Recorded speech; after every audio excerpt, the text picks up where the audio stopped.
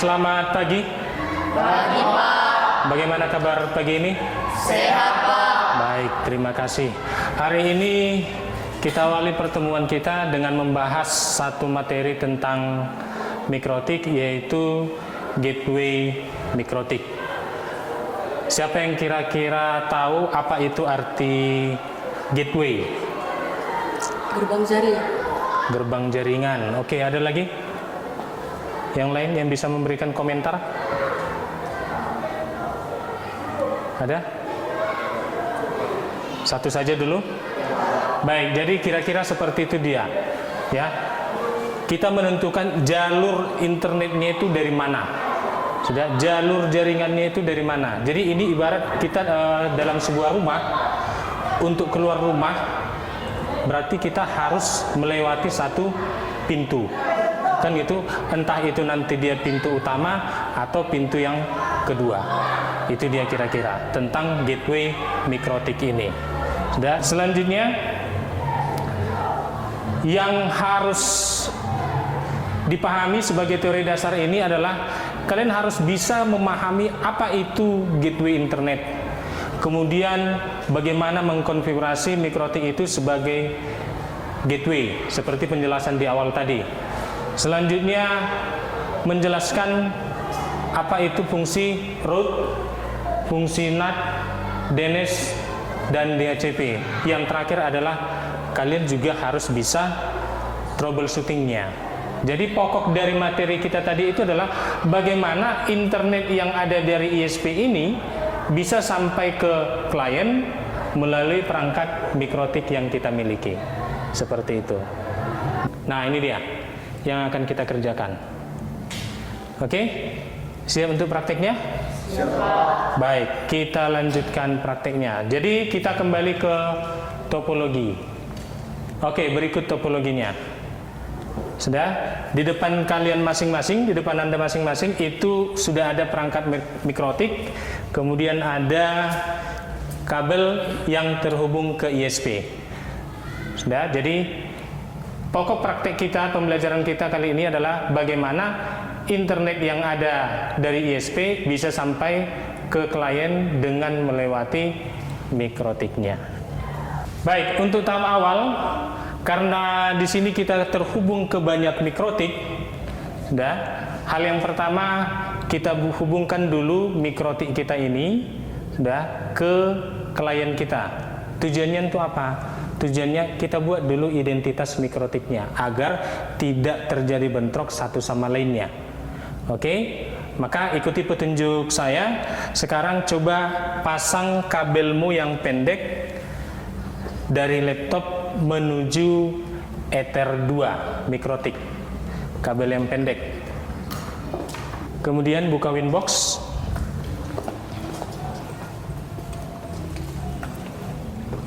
Buka Winbox dan login ke mikrotik masing-masing dengan memilih konsep loginnya itu, atau cara loginnya adalah dengan menggunakan MAC address ataupun IP address. Tapi saya lihat di sini lebih banyak menggunakan IP address. Oke. Baik, siapa yang bisa menyampaikan ke saya bagaimana mengganti identitas mikrotik ini? Siapa yang bisa menjawab? Oke, silakan Silvi. Dengan membuka menu sistem, kemudian memilih identity, kemudian mengganti nama mikrotik kita. Baik, tepat sekali, berikan aplaus. Baik, silakan sama-sama klik sistem, pilih identity. Kemudian silakan diubah nama mikrotiknya dengan nama masing-masing. Pengalamatan yang dinamik, yaitu dengan memilih menu IP, pilih DHCP client. Oke, kita pastikan sama-sama bekerja. Kemudian di sana ada beberapa tab DHCP client, kemudian ada tab DHCP client option. Klik tombol tambah atau tombol add pada DHCP clientnya. Baik, kita pilih Ether 1, kemudian apply OK. Pertanyaan saya, bagaimana caranya agar statusnya ini bone dan tidak merah? Siapa bisa menjawab? Salah satu. Silakan. Mengganti ETH1 menjadi ETH3, Pak. Mengganti ETH1 menjadi ETH3. Saran kesimpulan akhirnya, untuk sumber internet ini yang dari ISP ini bebas dipasangkan ke mikrotik, asalkan jangan mengganti jalur ke klien. Kalau memang kita harus mengganti jalur klien ini, contoh mikrotik ini kan pada Ether 2 ke klien kan gitu. Kalau memang harus dipaksakan ke Ether 2, maka pindahkan juga lah yang ke klien ini ke Ether lainnya. Apakah cukup memindahkan seperti itu saja? Tidak, konfigurasi pun harus diubah dia. Maka mengubahnya itu satu persatu, yang mana dahulu dibereskan, apakah ISP-nya atau ke kliennya. Oke? Jadi kalau untuk default route ini, kalau yang tampil di sini, ini adalah konsep yang statik. Karena di awal pun tadi pada perintah satu ini, untuk IP1 yang di sini adalah konsep yang statik. Maka default route-nya juga di sini adalah yang statik. Nah, karena kita menggunakan tadi fungsi daripada DHCP client atau yang dinamik untuk mendapatkan ISP-nya, maka secara otomatis default route ini akan tampil pada menu route-nya. Untuk pembuktiannya, coba seluruhnya klik menu IP, pilih route test. Sudah? Nah, di sana dia keterangannya ada, dia coba perhatikan sebelah kiri, DAS, dinamik, aktif, statik, seperti itu dia. Sudah? Jadi default route yang kita peroleh untuk bahan praktik kita saat ini itu menggunakan yang dinamik, seperti itu. Kemudian di sini kita akan setting NAT-nya. NAT kepanjangan apa tadi? Iya, Network Address Translation, yang fungsinya mengubah apa tadi? IP private menjadi public, seperti itu dia. Oke, kita ikutkan sesuai petunjuk ini. Maka klik menu IP, pilih firewall, dan di sana banyak tab. Demikian ya.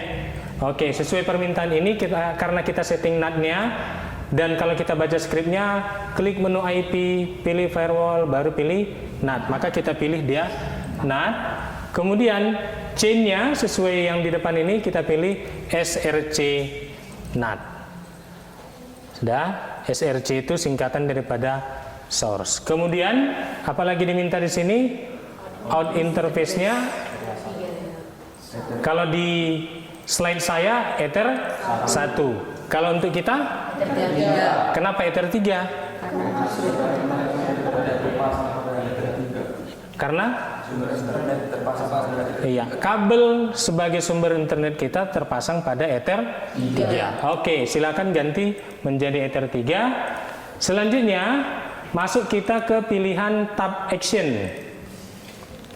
Oke, masuk kita kepada pilihan tab action-nya, pilih masquerade. Kalau sudah, apply dan oke. Sudah? Kemudian masuk kita ke perintah yang ketiga untuk setting DNS. Sudah? Untuk setting DNS. Maka untuk pelaksanaannya silakan klik menu IP, pilih DNS. Oke, sebelum saya lanjut, pertanyaan saya, sudahkah tampil di sana IP DNS-nya? Sudah? Oke, berapa yang tampil? 192.168.1.1. Baru? 8.8.8.8. 1.1.1.1. Pertanyaan saya, itu datangnya dari mana? Dari?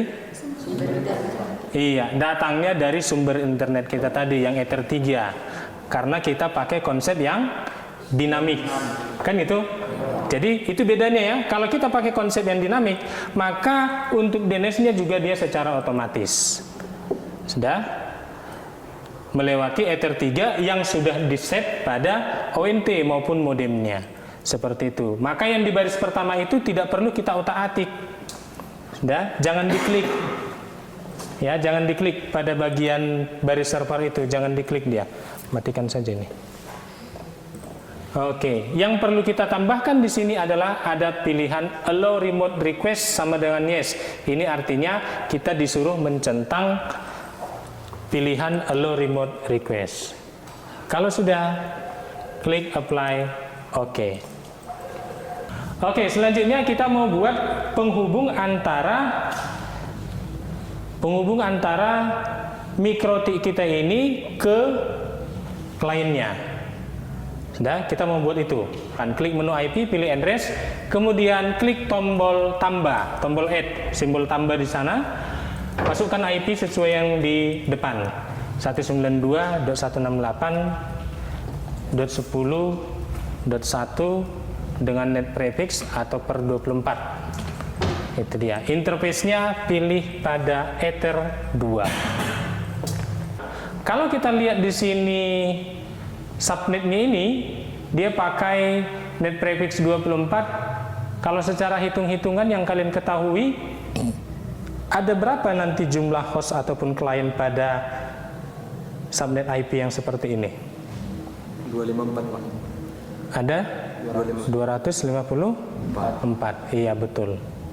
Kalau misalkan kalian melamar di sebuah perusahaan jaringan IP 192.168.10.1 dengan net prefix-nya 28. Kira-kira menurut kalian ada berapa jumlah host di sana atau kliennya? Ada 14. 16. Ada yang lain? 14, 16, ada dua versi ini. 32 kurang 28, 4. Oke. 32 kurang 28 sama dengan 4. Maka 2 pangkat 4, Pak. 2 pangkat 4. 2 pangkat 4 berapa? 16. Terus 16 dikurang 2, Pak. 16 dikurang 2. Oke, jadi itu dia. Rumus untuk mencari host itu adalah 2 pangkat N kurang 2. Agar semuanya paham, si 32 itu apa tadi? Merupakan apa dia? Panjang bit. Panjang bit? Banyak bitnya, Pak. Panjang bit. IPv4, Pak. Iya, panjang bit TCP/IP versi 4. Jadi itu cara ringkasnya. Sudah, kalau kalian ingin mencari jumlah host, sudah, kurangkan dia dengan net prefix yang tersedia. 2 pangkat 4 adalah 16 kurang 2, hasilnya menjadi 14. Seperti itu dia. Jadi pada tabel biner untuk subnetting juga itu merupakan kelipatan 2, mulai dari 2 pangkat 0 sampai 2 pangkat 7. Sudah? Seperti itu. Kalau mau versi lamanya, ya kita harus turunkan satu-satu binernya. Seperti itu. Sudah? Jadi saya ulangi, datangnya tadi 14 adalah panjang bit TCP/IP versi 4 adalah 32 kurang net prefix yang diminta tadi adalah 28 sebagai contoh, maka 32 kurang 28 hasilnya 4. 4 itu menjadi pangkat N-nya. Maka hasilnya adalah 2 pangkat 4 kurang 2 sama dengan 16 kurang 2. Hasilnya adalah 14. Seperti itu dia. Yang berikutnya kita setting untuk DHCP. Maka untuk pelaksanaannya klik menu IP, pilih DHCP server. Pilih DHCP server. Di sana ada satu tombol yang namanya DHCP setup. Silakan diklik DHCP setup. Nah, kita stop dulu. Di sana diminta menentukan interface. Interface mana kita pilih? Ether 2. Menurut kalian interface mana kita pilih? Ether 2. Ether 2. Oke, saya buka dulu topologi. Interface Ether 2 ini ya. Oke, karena mengarah ke klien. Kenapa tidak kita pilih Ether 1?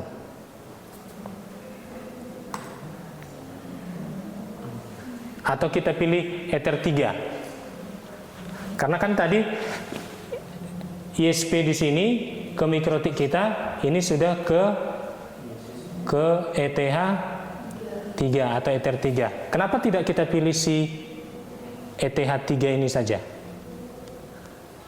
Karena Ether 3 itu adalah sumber internet. Karena Ether 3 adalah sumber internet. Baik sekali jawabannya. Sudah? Jadi yang perlu digarisbawahi adalah dalam hal pembuatan DHCP, jangan pernah atau jangan sesekali kalian memilih Ether atau port yang berfungsi sebagai sumber internet. Pilihlah untuk yang ke jalur klien. Sudah? Kenapa nggak dipilih tadi Ether 1? Karena untuk kondisi real kita, Ether 1 itu tidak ada terhubung kabel. Kalaupun nanti di satu waktu ada lagi tercolok kabel klien ke Ether 1, ya maka kita buatkan seperti settingan DHCP yang sekarang. Tinggal menentukan, buat baru dan tentukan interface-nya. Oke? Jadi, untuk interface-nya kita pilihlah dia Ether 2. Sudah, kemudian di next-kan. Maka muncul di sana networknya. Kemudian gateway-nya. Gateway-nya berapa di sana? 192.168.10.1. Dia mengambil IP induk daripada si Ether 2 yang sudah kita setting di Ether 2 untuk IP address. Seperti itu. Next. Nah, kemudian di sana dibuatkan dia address to give out. Jadi address to give out itu kalau kalian nanti melihat script, nanti letaknya dia di sini pada IP pool. Ya.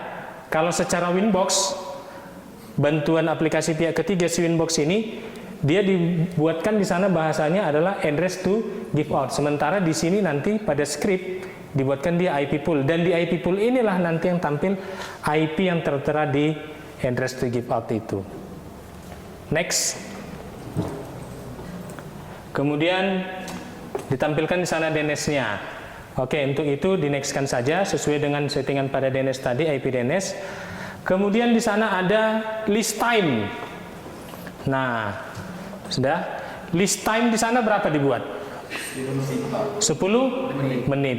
Jadi itu artinya adalah waktu tunggu. Ya, waktu tunggu apa? Waktu tunggu untuk penggunaan IP. Sudah? Jadi ini ibarat seperti di bandara. Kalau di bandara kan biasanya kita berangkat pukul 3, selalu disampaikan tunggulah paling lama 30 menit sebelum. Paling cepat 30 menit sebelum. Kan itu sebelum berangkat. Artinya kalau lewat waktu tunggu itu, ya udah kita ditinggalkan. Ini pun seperti itu, dikasih waktu 10 menit. Misal kita connect ke jaringan. Sudah? Rupanya 5 menit kemudian kita putus, keluar, kita cabut kabel atau putuskan koneksi. Maka sisa berapa menit lagi? 5 menit lagi. 5 menit lagi. Jadi sisa waktu 5 menit ini, IP yang tidak kita pakai tadi karena kita ada kebutuhan mendadak keluar, sudah, itu tidak bisa dipakai orang lain. Tunggu habis dulu dia, hitungan dari waktu yang sudah dipakai dan waktu yang sisa. Ketika waktu yang sudah dipakai dan waktu yang sisa habis di 10 menit, baru kalau ada lagi klien yang terhubung ke jaringan kita, dia akan pakai IP itu. Itu maksud daripada list time-nya. Oke, logika atau contoh realnya itu ya seperti di bandara. Seperti itu dia. Oke, kalau sudah klik next sampai muncul successful. Complete successful. Kalau sudah diokekan, untuk melihat output akhirnya, untuk melihat output akhirnya, coba silakan cek IP klien laptop masing-masing. Cek berapa dapat IP dia. Lihat status IP-nya. Berapa dapat? 169 ya? Iya, Pak. Oke, kalau 169 itu artinya apa? Belum mendapat IP dari mikrotik. Ada yang sudah, ada yang tidak. Bagi yang belum mendapat, caranya gampang. Cabut saja sekali kabel yang dari laptop, baru pasang kembali. Atau boleh juga dengan konsep disable, enable. biar nggak capek-capek mencabut. Kalau sudah dicabut, pasang, cek IP, atau kalau sudah di disable enable, cek IP-nya, statusnya. Sudah? Dapatkah dia IP pada laptop masing-masing sesuai dengan yang ini tadi, sesuai dengan pool yang ini 192.168.10. sekian? Dapat Pak. Dapat ya? Oke. Sudah? Sampai di sini ada pertanyaan? Saya mau kasih hadiah ini. Cukup jelas tentang DHCP-nya? Untuk settingannya ya? Oke. Karena di sini juga tidak ada dibuatkan, tidak ada saya buatkan. Pertanyaan saya, dari mana bisa kalian ketahui ada klien yang terkoneksi ke mikrotik masing-masing dan berapa IP-nya? Dari menu list Pak. Dari menu? List Pak. Iya, dari tab listnya masih pada settingan DHCP server di listnya. Kalian lihat di situ. Oke, biar kita coba untuk koneksi daripada ini, lakukan tes koneksi. Sudah, yang keenam ini lakukan tes koneksi. Sekarang kita coba ping ke gateway. Ke gateway yaitu IP 88.8.8.8 atau IP DNS Google. Oke, silakan buka dari klien dulu ya. Pakai command prompt lah, command prompt, karena kita mengujinya sudah terhubung ke klien ini. Buka CMD ping 88.8.8. Pastikan hasilnya adalah replay semua ya. Nah, kalau replay, coba buka browser kalian, silakan browsing ke salah satu web, boleh ke YouTube atau ke Facebook tadi, atau ke yang lainnya lah. Bisa? Oke, jadi itu maksud daripada praktek kita, ya, membangun gateway internet. Internet yang ada pada ISP ini sudah sampai ke klien yang ini dengan perantaraan si mikrotiknya. Tapi kalau dia orang di luar TKJ, dia nggak akan peduli itu dengan prosesnya. Tapi kalau orang TKJ harus mengerti bagaimana prosesnya. Seperti itu. Nah, jadi sesuai dengan judul kita tadi di awal adalah membangun gateway internet. Jadi kalau dikatakan dia gateway internet, sudah sama seperti ibarat kita di rumah tadi, kalian keluar masuknya melalui pintu mana?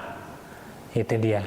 Gate itu gerbang, way itu jalan kalau kata kamus bahasa Inggris. Tapi kalau dalam jaringan itu sumber internetmu atau jalur internetmu dari mana?